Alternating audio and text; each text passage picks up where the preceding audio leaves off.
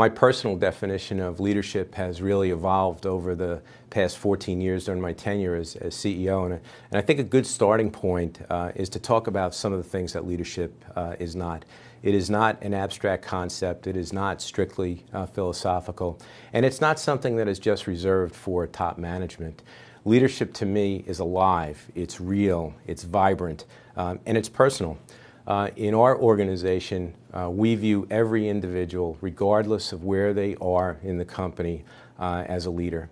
And the reason we do that is because we recognize that every individual has a unique set of experiences that can help our organization grow. And it was based upon that philosophy that we developed our concept of leadership around three pretty simple principles. The first one is learning, because that is really the essence of organizational growth.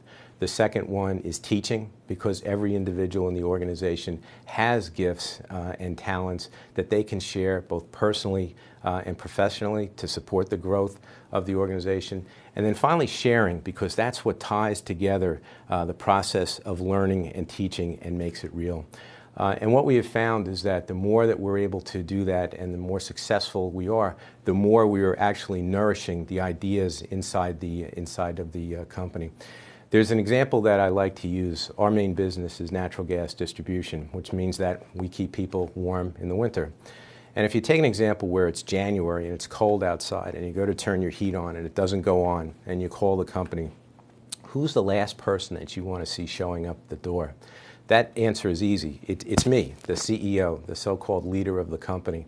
And at that moment, the woman or the man who is out representing the company, solving the problem for the customer, that person is the leader of the company. Because what I have learned is that the power of the organization is really driven by the power of the individual, and the success of any organization is really a function of how well we're able to capture those unique talents, experience, and gifts for the better of the company as a whole. That, to me, is the essence of leadership.